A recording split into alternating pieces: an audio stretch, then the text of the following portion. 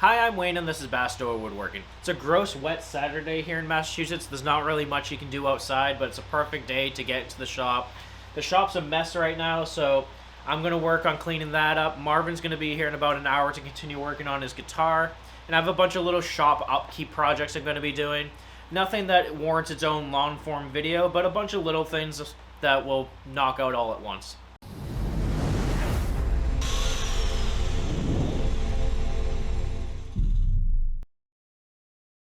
One of the first small projects I have is some more lighting for the shop. This is a gigantic 300 watt light, but it comes apart into 3 separate modules that each have their own power supply. So I'm going to break this into 3 pieces and install them in different places around the shop so that I can kind of cover some of the dark areas I have.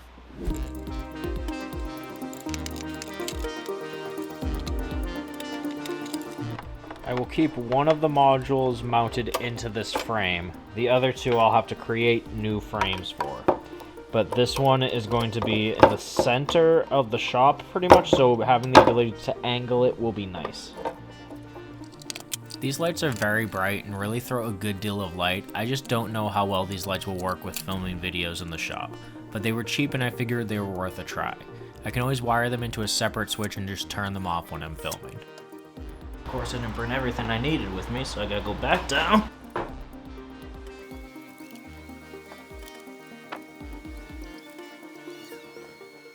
So right now, all right, I'll finish these 2 now. I'll ask you about the other 2.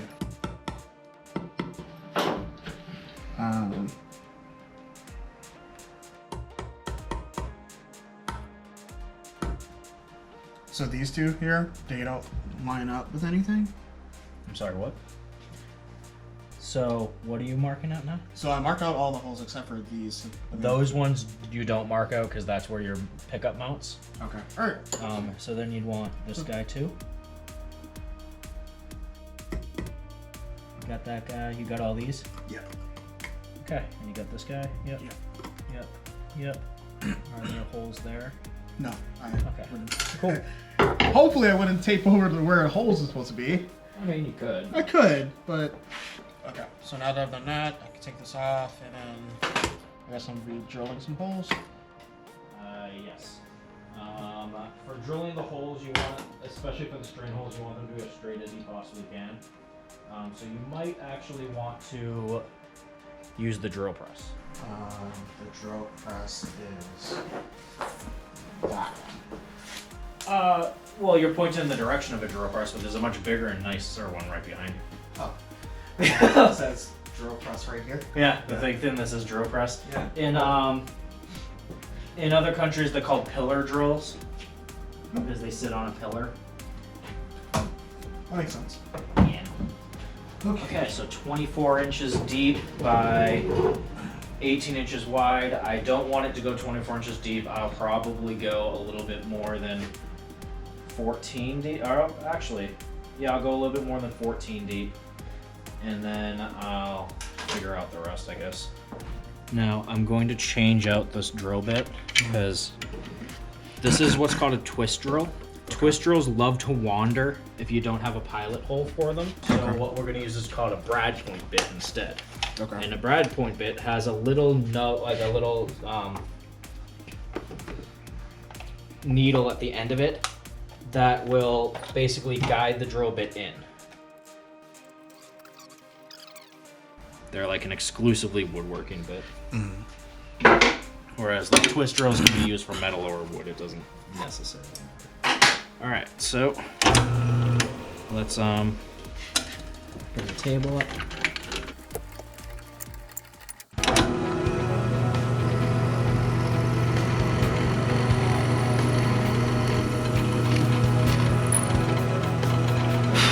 Alright, so it's your turn. You're going to all the ones that I circled with pencil. Make a mistake, not a huge deal. That the only thing passing through that hole is the string.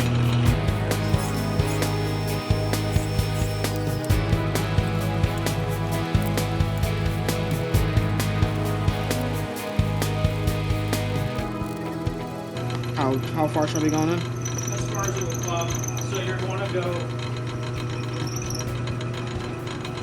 As you go, you'll kind of feel when the bit is like in the wood, and then you'll feel when it breaks through, where like you'll get like a little pocket where it's a little tiny bit easier for a second. That means that you've now gone into the backer board, so like, hear that? Oh, okay, so it's supposed to go all the way through. Yeah, you can go all the way through the guitar, that's fine. Oh, okay. That's why I have a backer board there, is to protect. Well, that's why I was concerned, because I don't want to like go through the guitar. No, so what your guitar's gonna be a string through guitar, so that you'll put the strings in the back of the guitar, they'll pop up in front. Oh, okay. That's the first spot.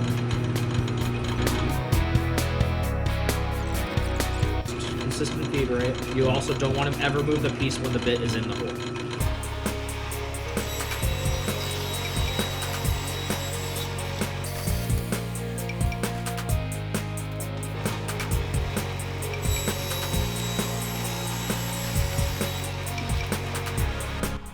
Okay, so now I've got to spread glue on this entire thing. Normally, you would get rid of the paint on the ends of this, but this is like not meant for this at all. This is just like sheathing that you'd put like under your, like this sits under your flooring. Oh, okay. But it was like, at the time, I bought all of this when I was doing the walls in here, and this sheathing was cheaper than drywall at the time. Okay. So I was like, all right, I'll just get sheathing and I'll just paint it gray. It doesn't matter. So essentially, when you're building a drawer, you can attach one side and then you square everything up and you attach, like you just drive something on the other side. That will hold your entire drawer square. There's a bunch of ways to attach. Like usually when I build drawers, I use what's called a floating bottom, and it's I cut a groove in the bottom of the drawer, so that the bottom is just kind of held captive in a groove. Yeah, no, that's the way you did it for my record yes. shelf. Yeah. Yes. But for this, since I'm using bottom-mounted drawer slides, the floating bottom doesn't do us any good and actually would make mounting this harder.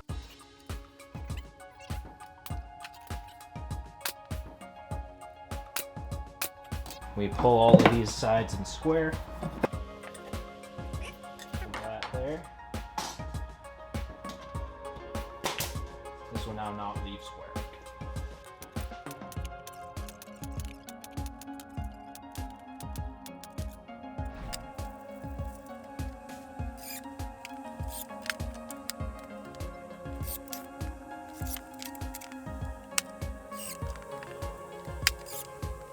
Same that. I believe. Yeah.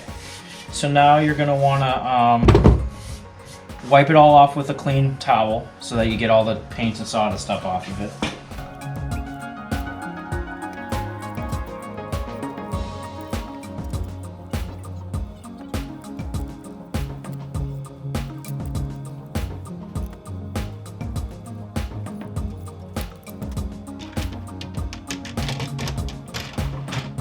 Perfect. Okay, now I just need to put a drawer front on this.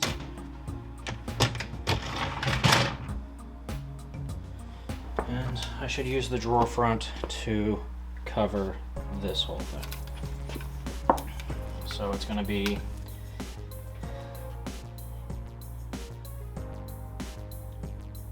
$19.5 by 7.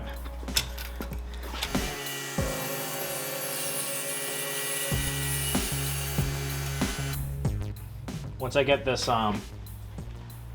drawer face on, I'll be able to help out a little bit more. Oh yeah, no worries. I just figured it's better to ask questions. Yeah, no, absolutely. If you ever want like a tutorial on how not to do a drawer face, this is it. Okay. Usually you want your drawer face to be able to come off if need be. I'm using particle board and sheathing and stuff, so I don't really care. Mm-hmm. And then I'm doing, where did I put the pin nail? So I'm gonna pin it in place with these pin nails, and then I'll take it off and I'll drive some screws in the back. So we're all lined up like that.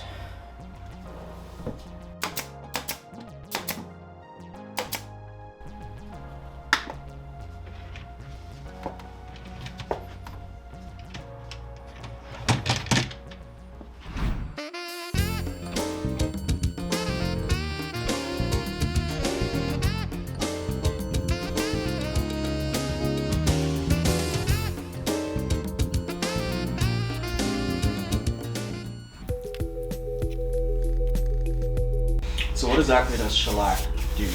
It seals and protects wood. Okay. Shellac is actually secretions from bugs Okay. mixed with alcohol. So it's like natural, it's non-toxic, it's good for indoor, outdoor. The only thing that it really cannot stand up to is alcohol. So if like you were to spill alcohol or like something on a coffee table that you finish with shellac, you'd have to refinish the table because you would destroy the finish of the shellac. As finishes go, it's pretty cheap. It lasts a long time. It doesn't take much to do a coat of shellac on anything. As long as you use just clear shellac, it's clear and doesn't change the color of anything. It just kind of brings out any natural grain that is in the wood. Shellac's also great for like shop furniture. Every piece of shop furniture in here is finished with shellac. Just because it's quick, it goes on thin, it dries really quickly. It has like, you're not using alcohol all that much in the shop, so spilling like paint and oils on it doesn't affect it. That and polyacrylic, which is basically just a polyurethane, like an acrylic polyurethane. It's basically liquid plastic.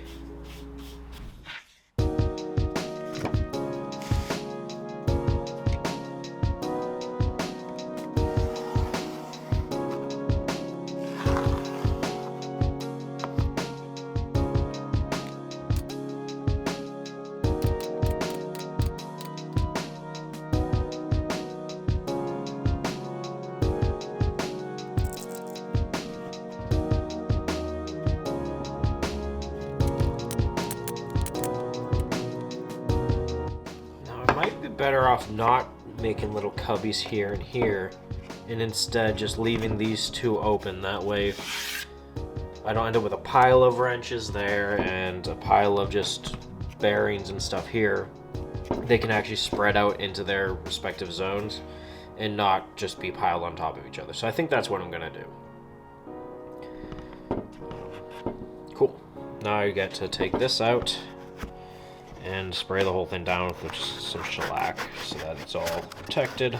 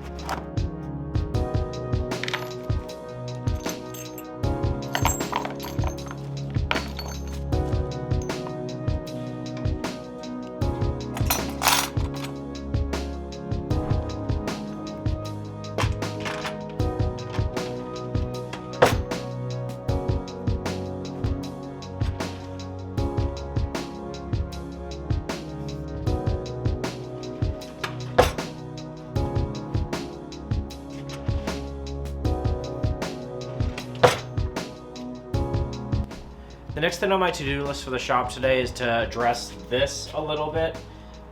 This is kind of an off corner in the shop, and it just becomes a catch-all for anything I don't know what to do with.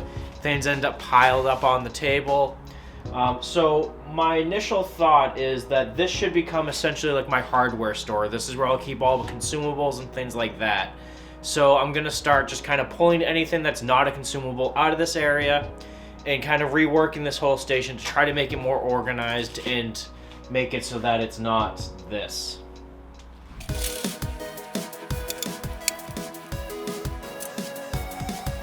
This is a paint sprayer that I bought years ago and barely used. So I'm gonna actively try to use this more in the future because it was kind of expensive and I've used it like once on some kitchen cabinets.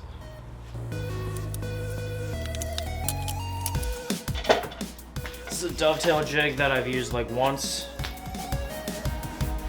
This area over here is where like projects in process are stored. So each of these cubbies has all the parts to a different project that I'm starting to work on. I have this right here, which was a lamp that I was starting to build out of plywood. and I wanted it to be kind of an articulated lamp and stuff. I haven't quite cracked that yet, so it's just sitting in this drawer. I have other small projects in those two drawers. I have like impeller motors and blowers and stuff like that that I've taken out of other things that I wanted to try my hand at making some small dust collectors that were like mounted to the bottom of some machines. So I just have all those parts around, and I really need an organization system so that I can kind of just take stock of what I have, what I can build without having to go and buy more pieces. I find myself buying a whole bunch of nuts and bolts that I already have. So I bought some additional hardware storage containers. They stopped making the Milwaukee ones that I liked. Now they have like the more upgraded version of them, but they're like $50 to $60 a piece, and I can't justify that for hardware storage. These Hart ones from Walmart are about $25 a piece. Still pricey for a plastic briefcase that carries around nuts and bolts, but it's far preferable to the $50 Milwaukee's trying to charge for theirs. I got all of these Milwaukee ones on sale when they were, I think, $30 a piece. I knew they were going to be removing these from their product line, so I bought as many as the Home Depot had at the time. So I have 9 of them, I believe. I also have multiple first aid kits. This whole area used to be spread out throughout the whole shop, so I had it essentially set up so that I was no more than 5 steps from a first aid kit no matter where I was in the shop. So I have to kind of redo that. One of these will stay in this corner. One of these will move to the back wall. I have a first aid kit underneath the DeWalt radio alarm saw that's stored there full time. That one is my more like serious injury, so it has a bunch of wound seal and some butterfly closures. But for just general like hit myself in the head or got a cut or something, these small ones are perfect for that kind of thing.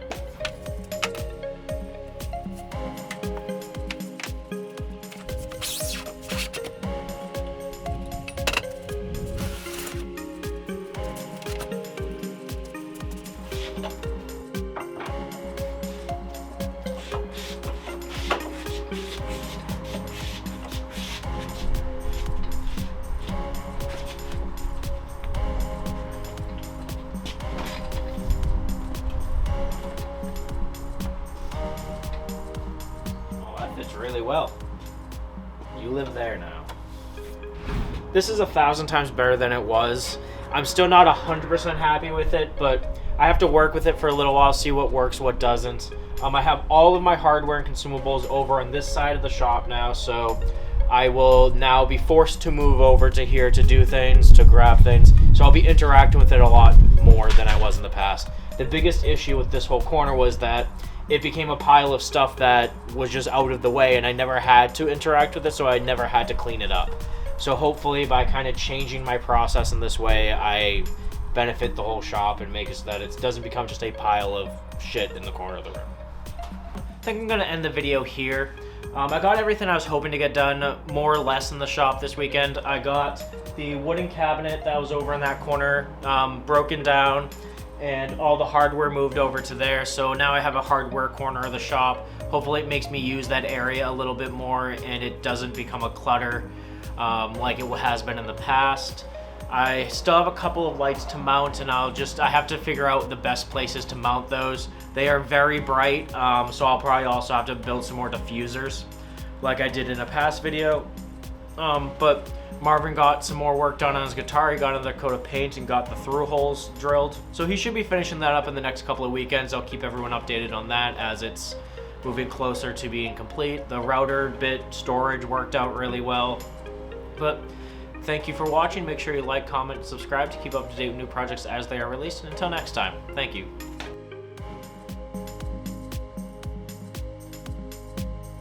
An hour to start.